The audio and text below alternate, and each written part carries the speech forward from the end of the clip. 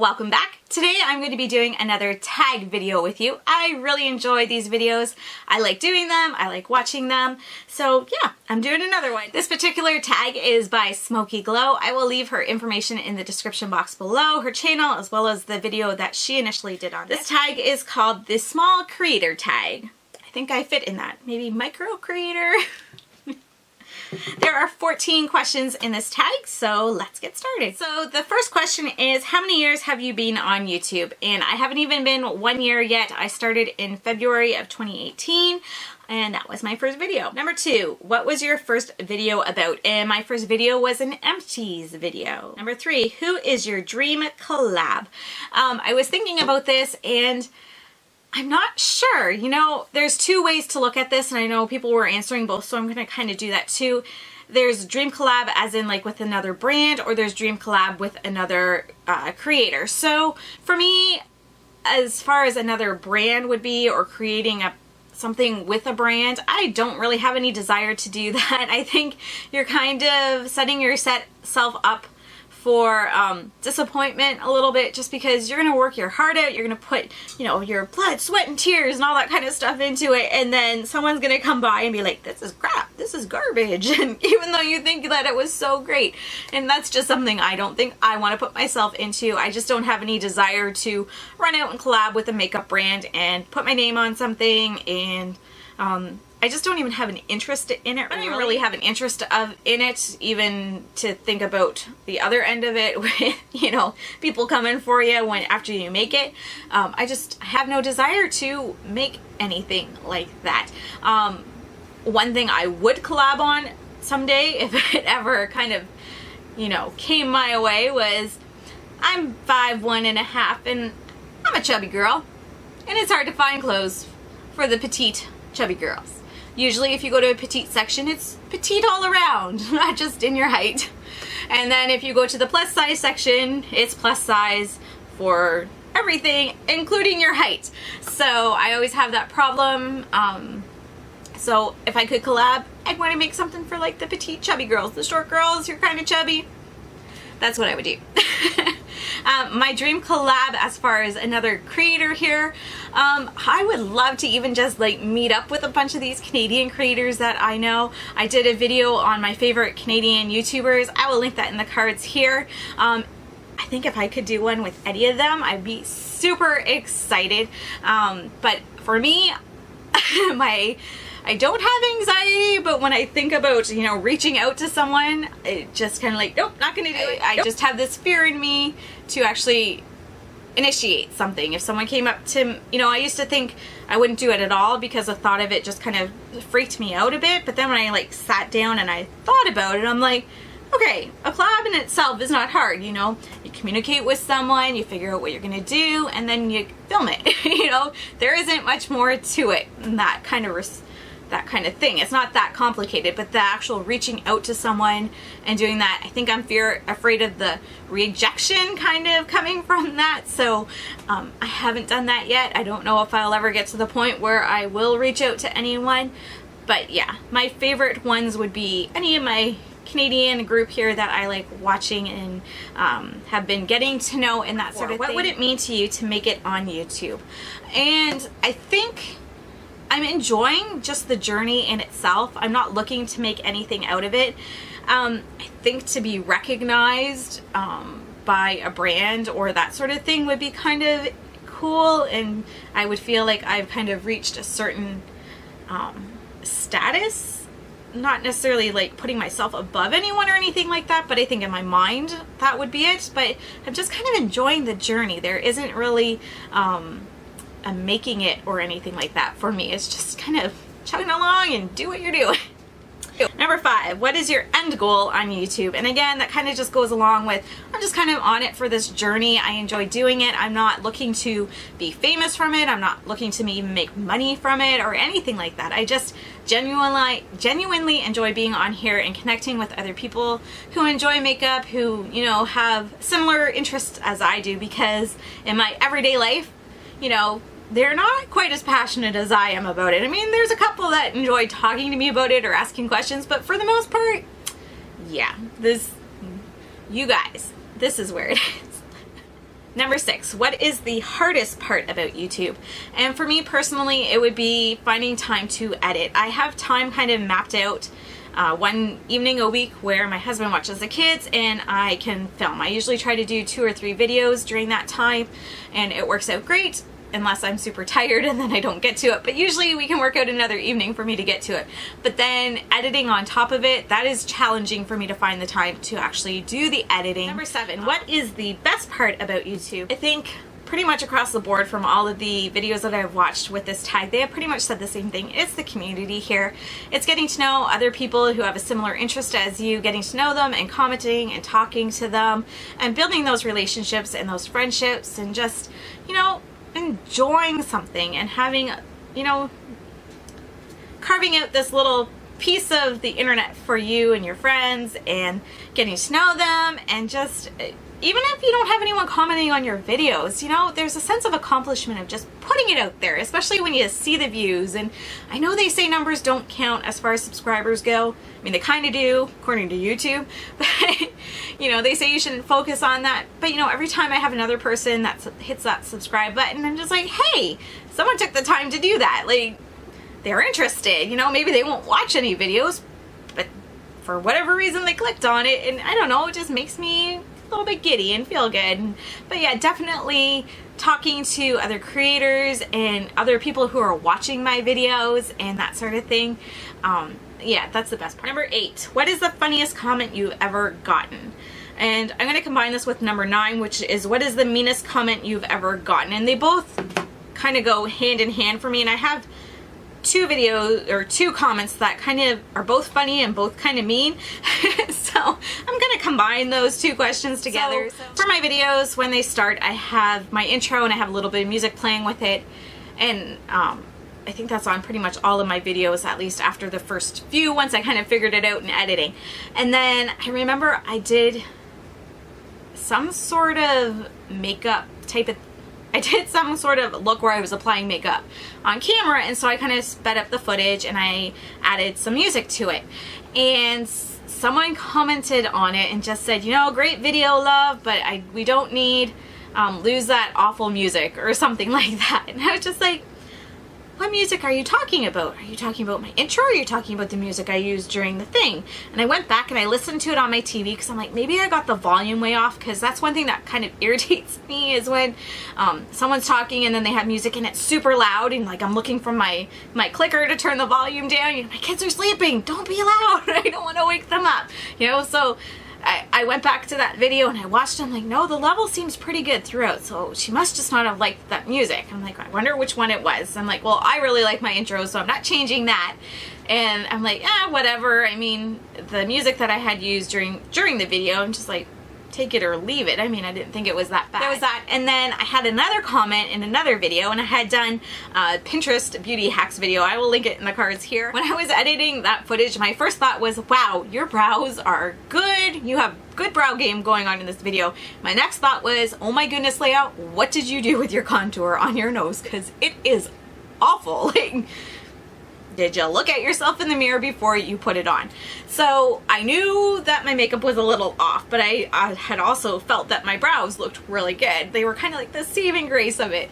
So I had this video, I put it up anyway. I was debating not, but I'm like, oh, it's a Pinterest hacks video. It ends up looking like crap in the end. Spoiler, in the end anyway. So I put it up and this person commented and she's like, oh, great video, you know, interesting concept. And then she's like, I'm not being mean or anything, but I think you should check out this video.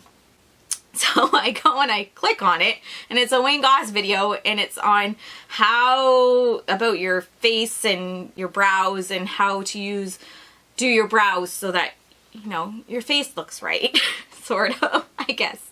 And I had seen the video before, and I had heard this concept before, and for me it doesn't really apply, because I would literally have to draw in my brows up to here. My brows start, I already draw them in a little bit, but I mean, they start like right here. They don't start close, and the concept was that the closer that you go, the smaller it makes your nose look, and that sort of thing.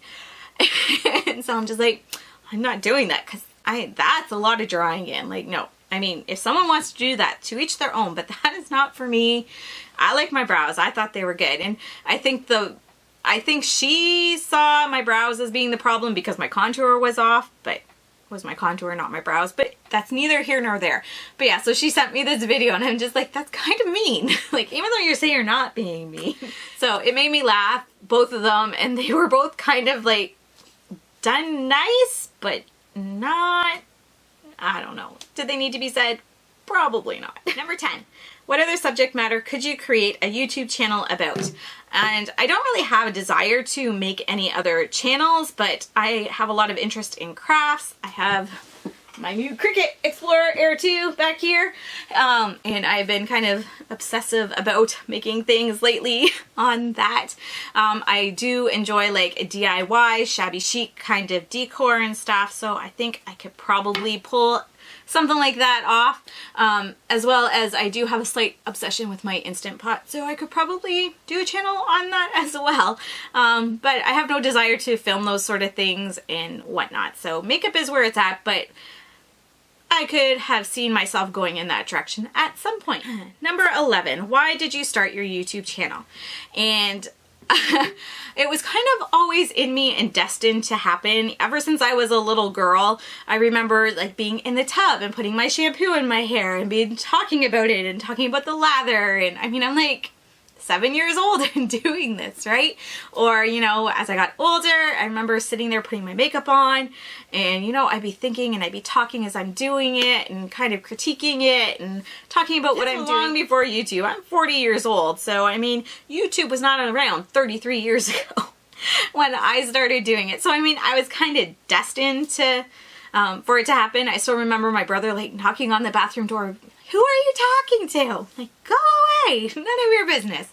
So yeah, I kind of started that way, and then a few years ago I started a blog called Let's Play with Makeup, and I was doing that for a couple of years and I really enjoyed doing it, but it took so much time just to, you know, write it out and then get it online. I had a pretty crappy computer at the time, so, you know, taking pictures and editing them and putting them and uploading them, and the thing would crash half the time, and it took hours and hours and hours to do one post. And understandably so, my husband wasn't too impressed with the amount of time it was taking. He tried to be supportive, but I knew it was really irritating him at the same time. So I was pregnant with my youngest son at the time, and he wasn't happy with me, and I'm like, fine, I'll show you. So I deleted the whole thing. I regret it now because I was pretty proud of some of those posts, and they did take a lot of time and effort that I put into it. But yeah, hormones, pregnancy, I did that. So then about a year later or whatever, I had been talking about making a YouTube channel, and I finally, you know, I broke down and I bought the camera. I've been interested in photography for years and years. I've taken photography courses, so I figured having a good camera won't be a loss to me if this doesn't work out. And, you know, a couple $100 or whatever in lighting and a background and whatever wasn't a lot to spend for something to try it out. So that is how I got started. Number 12, what video are you embarrassed by? That would probably be my very first video, my empties video. I haven't even gone back to actually watch it after I posted it, just because the thumbnail alone makes me cringe. So I don't even want to go there. Nope. Number 13, what video are you most proud of? And you know what? That would actually be my very first video, even though the thumbnail makes me cringe and I have no desire to actually go back and watch it. It took a lot for me to, you know, get out of my comfort zone and put it on. And it was mainly because I was really embarrassed. And I was embarrassed to tell people about it, and I don't know why, because if someone came to me and said, hey, I started this YouTube channel, I'd be like, cool, I'm gonna go check it out. I'd be so excited for them, you know, but I was embarrassed to say something to my husband, like, I kind of really want to do this. But when I did say it, he's like, yeah, go for it. Like, absolutely, give it a try. And then, you know, I remember posting it on Instagram and Facebook just to kind of get the word out that I had done this video, and I was really like kind of nervous about it and embarrassed to put it out there and for my family and friends to know about it, because for me, I'm just like, I'm not a 12-year-old kid. Like, my daughters have a YouTube channel. Like, 18-year-olds have YouTube channels. 25-year-olds have YouTube channels. At the time, I was just like, I'm 39. Grown-ups do they have YouTube channels? But they do. I watch them. I watch plenty of YouTubers who are my age and older, and I'm not embarrassed for them or anything, but it was just something internally with me that I had to get over. So I think that was why I'm proud of my first video, because I actually stepped out of my comfort zone and I did it, and I put the word out there that I had done it. I think that was the hardest thing for me, more than actually sitting down and filming, was letting people know, like, hey, I did this, go check it out. And you know, it's been great, it's been fun. I've had a lot of support. My grandmother and my aunt, who live several hours away, sit down and watch my videos once in a while. Hi Oma, hi Aunt Louise, if you're watching this. Number 14, what is your first YouTube memory? And I kind of have two. My first kind of experience with YouTube happened about 5 years ago. My middle daughter was 3 at the time, and I had snapped a photo of her watching YouTube and I had posted it online, and my niece looked at it and she's like, oh, she's watching Jaclyn Hill, I love Jaclyn Hill, and she's like, oh, whatever, she had commented on it, and I'm like, who is this Jaclyn Hill that you speak of? And so I kind of went and watched one of her videos, and then I binge watched almost all of her videos at the time, and at that time I really enjoyed the content that she had and what she was doing. And then I started, you know, binge watching Kathleen Lights, and you know, then I found all these other YouTubers, and then I just kind of got sucked into this world of the beauty community and whatnot. And so yeah, that's kind of my first memory. I still have that picture. Let me see if I can. So that is sort of my first kind of memory of YouTube as like a conglomerate, is that the word? As a platform for like beauty videos and that sort of thing.